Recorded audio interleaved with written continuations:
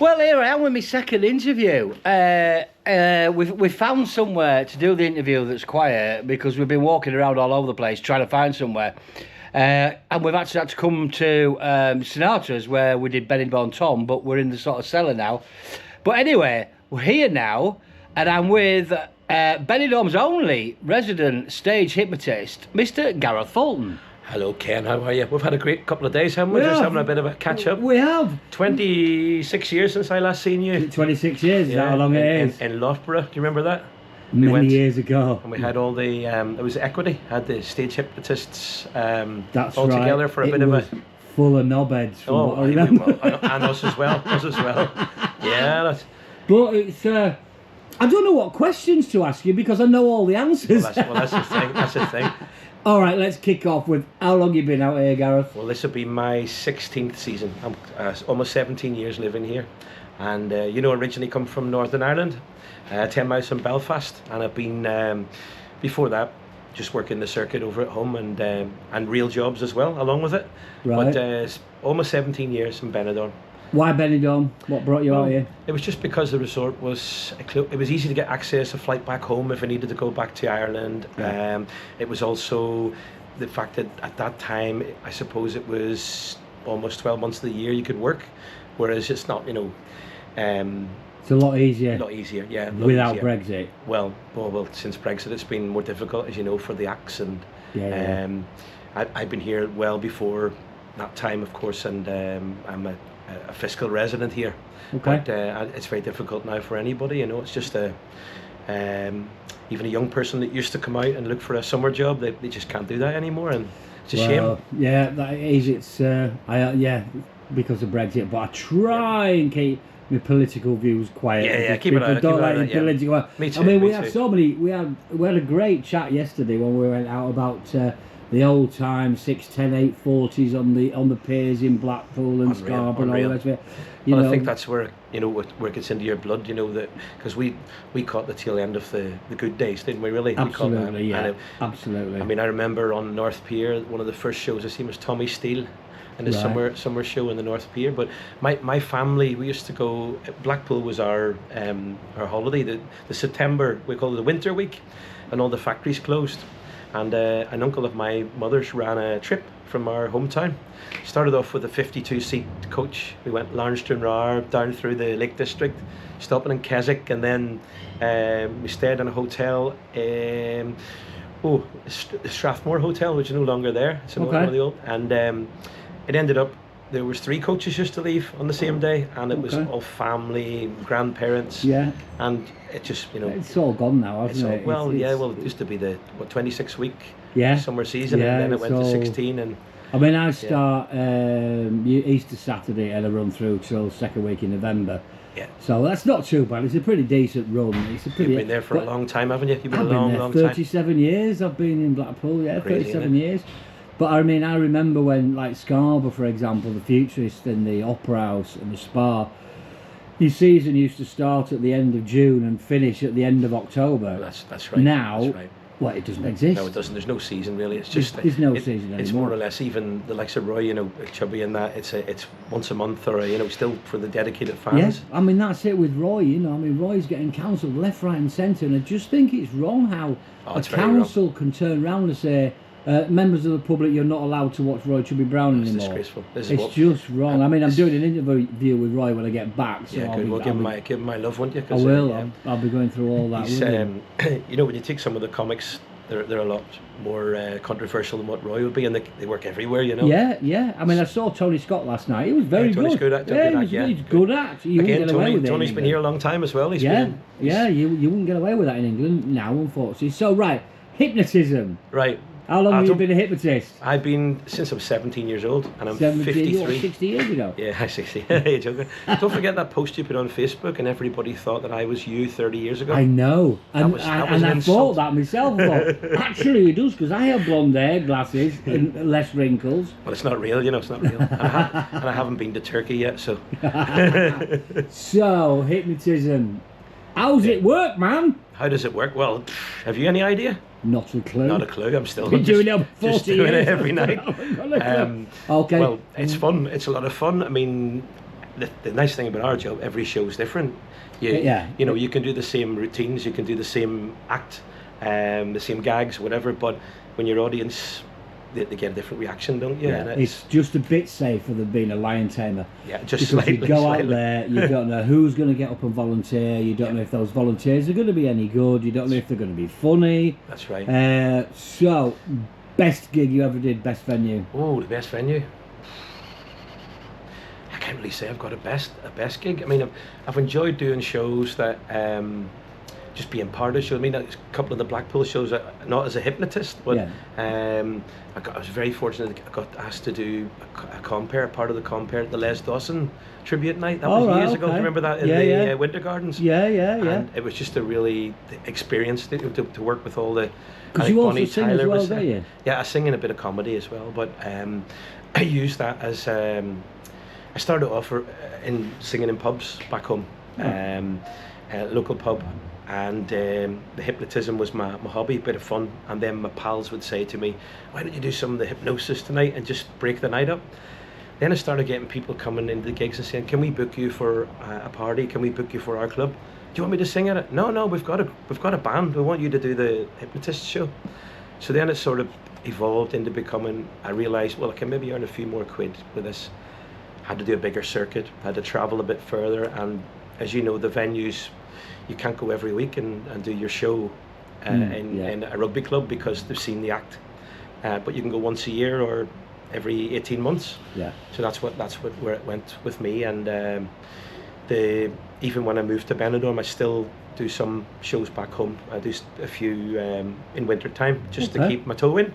Right, okay.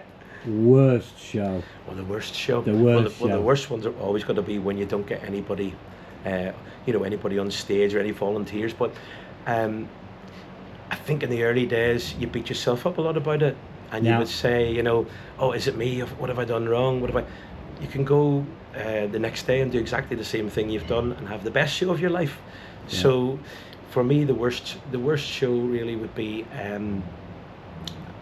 There's a few on a par with each other, I don't think I can single one out. Any hypnotist who says, "I've never died on my arse," is an absolute liar. I've had some stinkers. It's terrible, isn't it? I've had some real stinkers.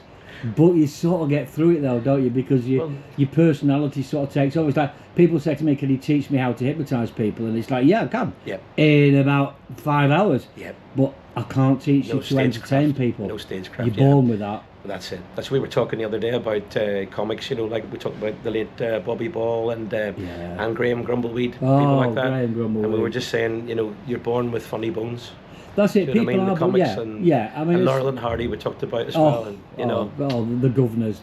But people were born with funny bones. Graham Grumbleweed was just a funny man. Bobby Ball was a funny man.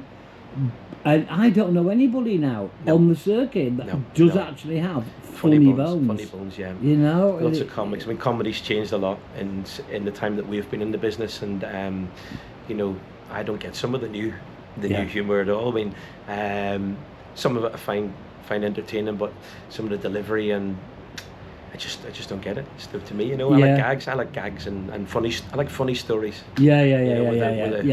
I mean, I'm quite happy going to see a really, really good act, and then a really shit act. I've seen some shit out here. I'm not going to mention any names because I don't want to, mess anybody's livelihood up or anything like that. Well, at the end of the day, when somebody's got the balls to get on stage and do it, everybody deserves the chance. I mean, I used to do this. I did what you're doing in 86, 87, 88. When I was 40 years younger than I am now, on the Costa del Sol. And I was doing exactly the same as you. I couldn't do it now. I admire you for doing I doubled some nights, and last week, as you know, I was talking, I'd done 3 shows in one night, which was intense, but I was covering another act that was off for family purposes, And because of that, I find it hard to say no sometimes, because people who look after me, I tend to say, well, I'll cover it. Doing 1 or 2 shows a night, it takes a lot of energy. It takes a lot. But again, when you go on stage, you're on 3 hours sometimes. I do No. 3 hours, yeah. Like I mean, do it's an not, hour. it's not physical energy, it's mental energy. Well, that's the what thing. it is. That's the And thing. yeah, I do 3 hours on stage, but that is in the same venue, doing what you do. Doing an hour here, on sleep, on the count of 3, you look me eyes, wide awake, your balls are on fire, 1, 2, 3, you're wide awake, and now I'm off to another gig. Somewhere else, yeah. On the count of 3. Tripping like a George Foreman on the way out the door. Change my shirt and on the stage again. Oh, that is just... The only good thing is that the venues I work here are I'm familiar with them because I work them regular. Yeah. It was, you've got the longest running hypnosis show I reckon in the world. It is in the world, yeah. I think I've done the most shows in the world. Yeah, you Because, probably have. with doing that, if you take 16 years, if you do 10, 12 shows a week, that's a lot of gigs. That's a lot of gigs. A lot of dying of death and a lot of good nights. But it's just, I think you become more fluent, don't you? If you're doing something all the time, like any job. Yeah. And that's the nice thing for me here, because I'm getting the opportunity to do something I would probably enjoy doing anyway. Absolutely, absolutely. So how long do you think you're going to be out here for then, Gareth? Well, I apparently when I you're going want to to die. retire? I want to die out here probably. Right, okay. Well, I don't really have a retirement plan as such. I've got my house here, obviously, and my life's here. My partner and my son lived with me up until this year. He's now found his own way in life, which is great, and we have. The plans would be, obviously, as the years go on now, to slow down a bit and maybe do a little bit less, and gradually get to the point where I'm doing it just for fun. Yeah. And that would be the idea, the end game of it all. Yeah. 53. So what? Maybe the time I hit 60, I'd want to, or 62, 63, I'd want to be able to say, well, I'm not doing it because I have to. Still have to do it at the moment, because you want to. Yeah, exactly. Exactly. You and I were talking the other day, Gareth, about doing a charity show over here for Brian House, which I'm trying to raise as much money as I possibly can for them, because it's a children's hospice. It's just so sad. Yeah. And it's for the parents as well. The parents got a bit of respite for them. And it costs like 1.6 million a year or something to keep that open. They get 200 grand. Yeah, it's disgraceful. It's disgraceful. So I want to try and do my best and try and raise as much money as I can for them. That's why I'm doing all these stupid challenges. Challenges to try and get up to 4,000 minutes viewed. We're nearly there. And once we get to 4,000 minutes viewed, then everything starts getting monetized, which will go straight off to Brian House. But you kindly said, right, let's try and sort out some sort of a charity do over here, where you and I do a show together and we invite visiting acts from Benidorm. Yeah. But basically like an afternoon's entertainment, a bit of a raffle, a few prizes and things that sell some tickets. But the idea came into my head because with you doing the journey across the Benidorm from Blackpool to Benidorm, from Scarborough to Benidorm. Yeah. And I was thinking, if I'd have known that sooner, we could have had something organised here, to give you a check or something, say, look, that's for your charity. Well, I mean, I'm quite happy to fly over September, October. So let's do that. Let's get some acts together. I mean, Benidorm Tom, just the best. Yeah, he's good. He's fucking brilliant. And I'm sure with all your contacts out here that they'll come and do 15 minutes. That's all we need, 10 minutes each. A massive show. We'll do some sort of hypnosis together. Yeah. Have a bit of fun. I'll show you what to do. That's all right. Don't worry. Have you read my book? Have you? I haven't written it yet. I remember Delavar wrote a book, didn't he? Delavar's better than the better's best, because the better's best than the better. Oh. So that's going to be the next thing that we're going to do. We're going to do a charity do here in Benidorm for Brian House. Yeah. We're going to do raffles, all sorts of different acts on all the time. Yeah. It's going to take quite a lot of organising, but this is where my man's going to sort that out. I'll sort it this end. We'll be all right. We'll be good. I think you're on stage keep an eye for that. Yeah, I'm on in, I think about 18 minutes. I'm 18 on stage. minutes. Yeah, right, that's all right. I don't like being too early. Do you like looking at the whites of their eyes? Oh, no, I'm usually drinking Guinness backstage before I go on.